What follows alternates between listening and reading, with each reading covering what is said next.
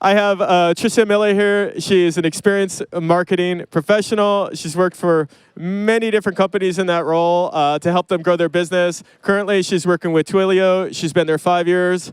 And we're going to talk about the importance, or more, she's going to talk about the importance of aligning sales and marketing. And we're going to do our best to listen and come up with some good questions.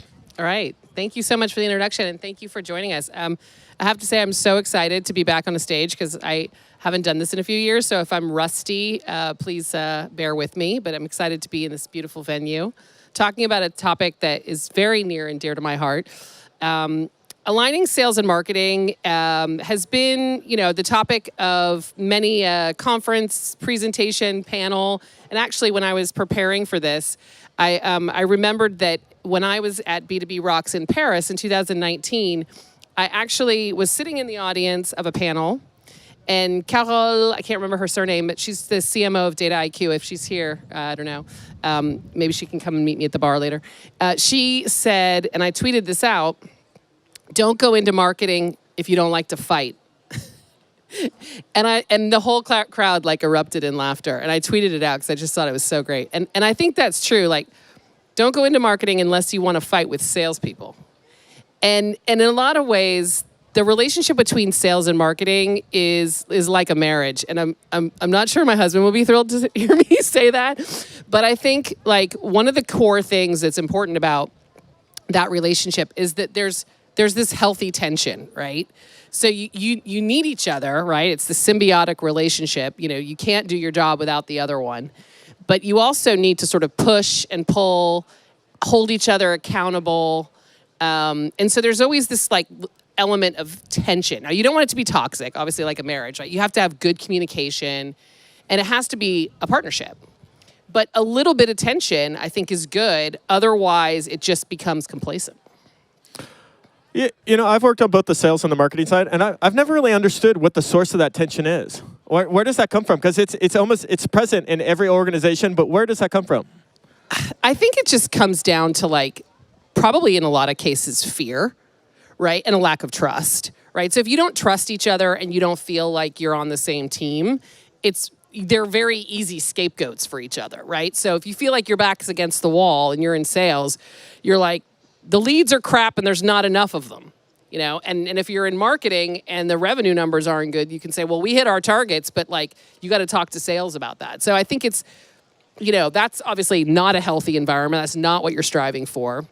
But in a healthy relationship, you've got two sets of people and teams who are sort of standing side by side, looking in the same direction, looking at the same goal, and working together to figure out how you're going to achieve that.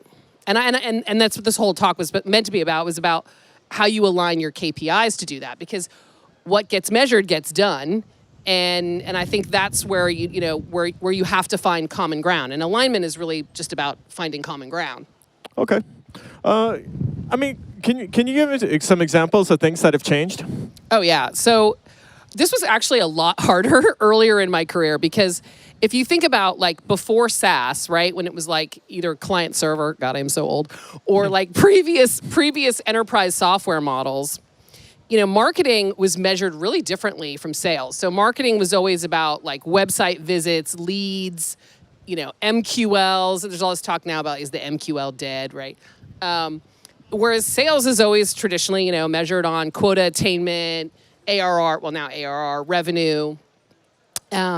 And so those were two very different worlds.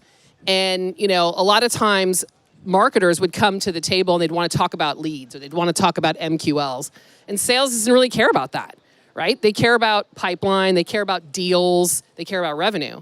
And so the buying cycle has obviously completely changed in the last decade, but especially in the last 2 years, everything's digital, right? The buyer has full, complete information about your products and about your competitors and about your services and pricing, right? Everything is available online.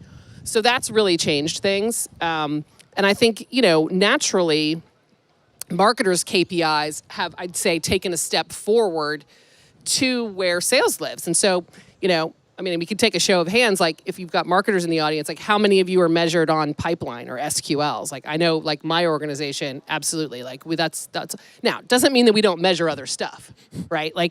we measure everything. But when we're in the room with sales, I don't talk about MQLs unless it's about how like something within the MQLs is going to impact pipe attainment, right? So like organic MQLs in DACH are down. We think we're going to miss the pipe target for DACH mid-market or something like that. Okay. Yeah, I mean, what about, I don't know, increasingly I'm thinking like a lot of the concepts that we grew up, you were talking about client server, but you know, CTO, it almost seems like we should replace CTO with the chief stack officer, and even sales and marketing. I mean, shouldn't this just all be under one umbrella and be like chief revenue officer? Well, isn't that where it's going? A lot of it is, yeah. I mean, we've certainly like taken that approach at Twilio. So now we have a president of like revenue. Right. And so she's got the CMO rolling up to her. She's got, you know, the head of sales rolling up to her as well. And I do think that like go-to-market in general needs to have a unified leader, because then typically your priorities are going to sort of cascade down from there. And I do think that's important. And yeah, the CMO of 2022 is very different than the CMO of 20 years ago, right? Because a lot of it is about managing that technology stack. And, you know, even just so much more analytics driven, because everything is measurable. You know, I spend like the first thing I do in the morning is like I wake up and I'm looking at Tableau, right? Like I'm guessing that 10 years ago, people weren't doing that. Okay, well, that's great, because I now know one block of your stack. So Tableau, she's using for the business analytics. Thank you. Yep. Yeah, I think you know. So just so you know, we're both from California. We're both from the East Bay, and we're both contemporaries in that we grew up in kind of a similar time of client-server engagement. And I guess that's one of the things I look at when I look at the market today, and when I look at SaaS, especially in the U.S., but increasingly so in France, is just how far things have evolved and how quickly. I mean, the marketing we were doing just 10 years ago, 5 years ago, is outdated. So it's just very different. So what are some other things? What are some other changes that you made? Well, so one of the things that we do is like the big thing I think for making any of this stuff work is like, so okay, you have to have the common ground, right? So you've got to agree what are we going to measure, what's important to us, and stick to it. And like I said, for us at Twilio, we do use Tableau. It doesn't really matter what you're going to use as your source of truth, but you got to pick one. Because any good marketer and any good salesperson can manipulate a Salesforce report or a Marketo report to show whatever they want. So you have to sit down in advance and agree, what are we going to do? So we use Tableau. We have a report. There's a slide. We'll share the slides later. But basically, it breaks down our pipeline by SQLs and by dollars, because those are two different things. They don't always align, right? You may hit one target and miss the other. And we have it broken down by source. So we have what we call the 4 horsemen, just like the apocalypse. I don't know why, but it's stuck. Someone called it that, and it stuck, which is the 4 sources. So we've got inbound, outbound, partner sourced, and sales sourced. Okay. And it's basically just who created the opportunity. It's not about attribution or any of that. So we basically sort it in EMEA by those 4 horsemen or sources and the sub-region. I mean, you can slice it down to the segment level, product level as well. But we look at that. And I look at it every morning. And then we have a cadence, a meeting cadence. And this is like the second thing. So number 1 is get your source of data, like agree that, right? Number 2, what's your meeting cadence? So the way that we do this is we have a monthly pipeline council, and those are run at a sub-region basis. So it's a partnership between the regional sales director for that sub-region and the marketer. So they jointly own that meeting. And there's like a whole template, and we do like pre-reads, like it's no status updates. Like this is a meeting to solve problems. Like status updates go in a document. There's a pre-read. You're expected to come to the meeting, like having read everybody else's updates. There's agenda topics, usually only 1 or 2. And it's a small working group to work on whatever is in like amber or red, right? Like we're not talking about stuff that's green. It's green, we're pacing to it, we're good. We're in amber territory, maybe you need to talk about it. Or if it's red, yeah, we're talking about it. And then everybody who's not associated with that topic, guess what? They don't have to show up. So if we're talking about the mid-market in DACH, the enterprise team doesn't have to show up. Redundant meetings. Yes. The curse of every company. Yeah. So that's how we do it. Basically, it's like there's a monthly cadence. And then the last thing I'll say is we also then have a regular data pack that goes out on a weekly basis. So that helps us to see in between those pipe councils, how are things trending? So we agreed a set of actions in the last meeting. Is it working? Is it not working? But it basically, again, it just continues to reinforce this is what we said was important and what we're going to measure. Because otherwise, I think it's too easy for both salespeople and marketers to say, this week I want to talk about MQLs or I want to talk about, whatever. Like it's just, keep it focused. Well, you guys, Twilio today is active in how many countries? Oh, well, we've got customers basically everywhere. Because for the first 10 years of the business, it was very self-service driven. Right. But in EMEA, we've got, I think, about 8 offices. So UK, France, Germany, Spain, Estonia, Sweden, Amsterdam, Czech Republic. Yeah. Okay. Just interesting in that there was someone earlier who was talking about product qualified leads, and he said, product qualified leads is a buzz. Everyone's looking at it, or product led growth is everyone's talking about it. Yeah. And he said, that's great. He said, but don't focus on that too much. Yeah. Don't ignore sales qualified leads. Don't ignore marketing qualified leads, and don't. And it sounds like you guys also have a big partner qualified lead channel as well. Yeah. I mean, it's interesting because product qualified leads, at Twilio, they have a pretty low conversion rate, if I'm honest. It's not the same thing as a sales qualified lead, right? I love it when salespeople, have you ever had a VP of sales say, I want more of those contact sales requests? Of course you do. It's like someone put their hand up and said, I want to talk to a salesperson. Yeah, of course you're going to want more of those. But it's not that easy, right? So I think you have to think about what is the propensity to buy of those PQLs and have realistic expectations of what you want them to do, right? You're not going to expect them, you shouldn't expect them necessarily to be ready to buy. But do you want to engage with them? Yeah, I mean, depending on how your PQL model works and how much insight you have into how well they look like other good paying profitable customers, they can be, could be a gold mine. Yeah. Well, I think also, you guys have a pretty technical product to sell, so it's hard, I think, with PQLs. Seemed like that would be quite a challenge from a marketing perspective. Well, we actually have a new team. So we have a new team just to address those. So it's essentially more so Twilio has a very strong developer background and developer history. So it's almost more like a developer BDR. So their job is about adoption as opposed to sales. Right, so they're goaled completely differently, and it's not about. Yes, ultimately we would like them to find opportunities and pass them to sales, but that's not in the spirit of the conversation that they're having because by and large they're either talking to a developer or they're talking to a product person. Right, they're not necessarily talking to a line of business leader who's got a project and a budget and is ready to talk to sales. So, I don't want to. I think it's important to go back to the original subject on the KPIs and the sales and marketing. We always had it when we did well in sales. We always said we had great salespeople, and we did badly in sales. We always said it was marketing's fault. So true. So, I don't know. Are there other things you've done to overcome that and to get them working together? Laundry list. Yeah, I think the biggest thing about, so you've got the data, the agreement on what you're going to measure, the cadence, how you operationalize. The most important thing I think is a one team, what we call a one team mentality at Twilio, right? And that starts at the very top. So if your head of marketing and your head of sales aren't aligned, it's really hard to make it work from the bottom up. It is really hard. You can get pockets of collaboration where one field marketer and one sales manager in one region is doing well, but really you need the alignment at the top. And I think I was telling a story to somebody at lunch.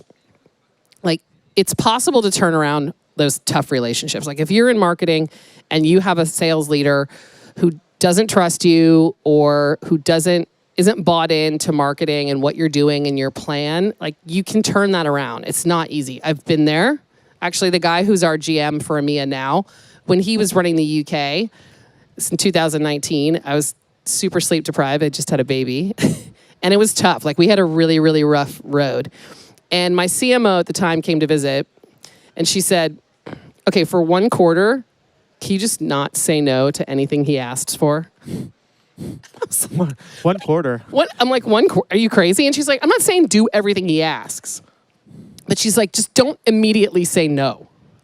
So I was like, okay, I'll try it, right? This is like a social experiment.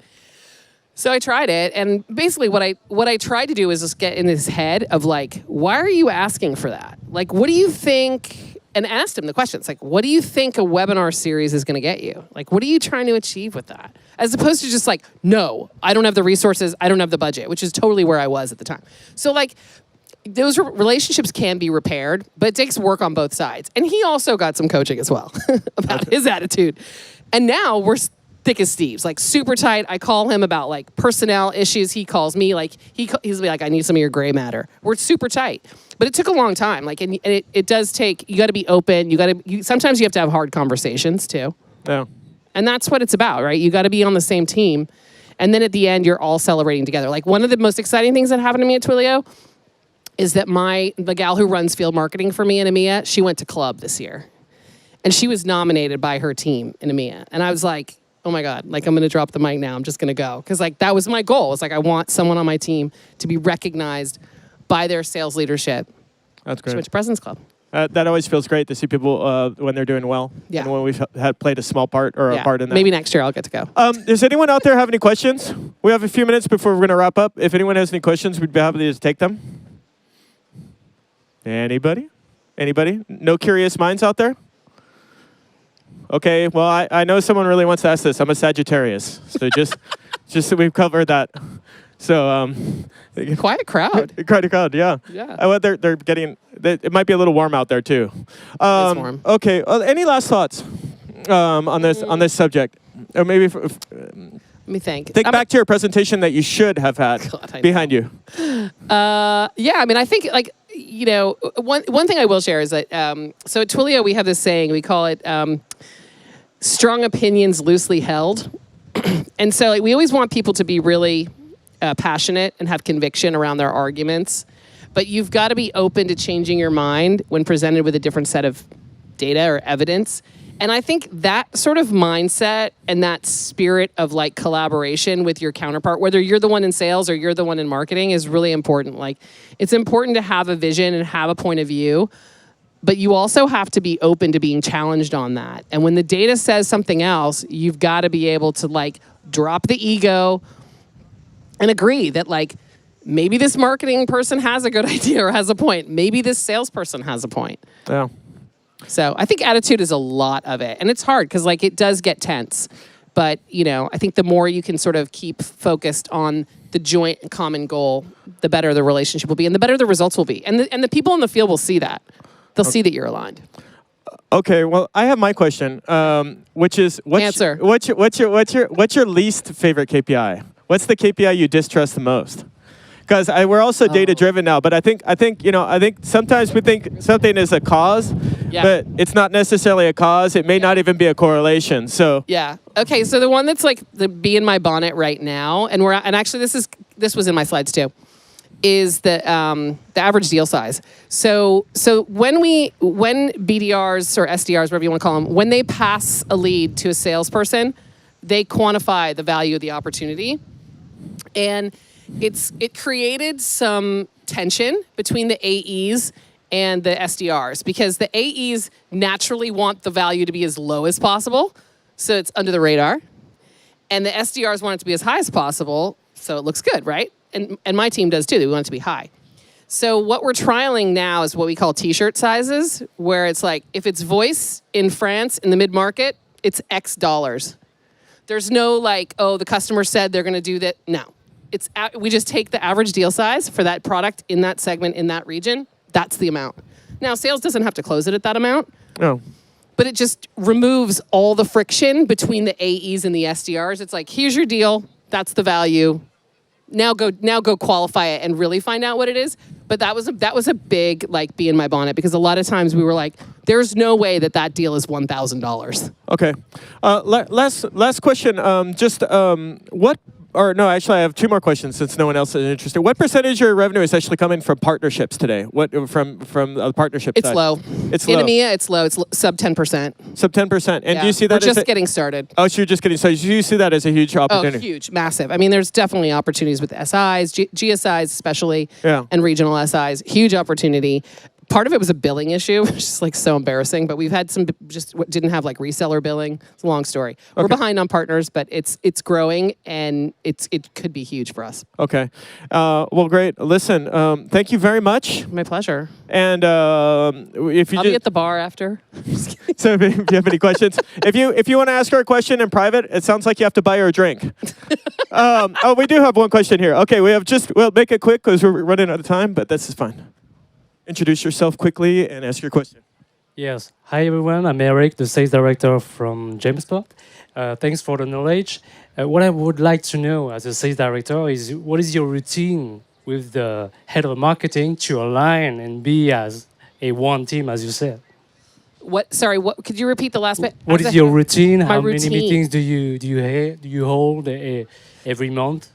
So on a Pan-EMEA basis, we have a quarterly pipeline council, and that's where we look at the rolled up results and pacing. And then and we try to do that like at the midpoint of the quarter. Uh-huh. At the sub-region levels, so like UKI, DACH, France, rest of Europe, they do that on a monthly basis. Okay. And that's really to dig into the month. Now, equally on a segment level, they do it on a monthly basis, and that's Pan-EMEA. So enterprise meets mid-market and the growth team. So that's pretty much what our cadence is. But then like the emails, the data pack that I talked about, that goes out weekly. So we're trying to kind of hit quarterly, monthly, and weekly, just kind of as these reminders of like, this is what we all said was important. And that seems to work. And then on a week-to-week basis, you know, the field marketers are in the sales meetings with their sales teams, and they're reiterating, you know, messages if there's slowdown in the pipe, if there's issue with a bunch of SALs that are pending that need to be actioned, they're kind of reminding of the data hygiene stuff. Cool. Listen, thank you very much, Tricia. My pleasure. And as soon as I get done, I'll come buy you a drink, maybe. Sounds good. All right. Thanks, you guys. All right.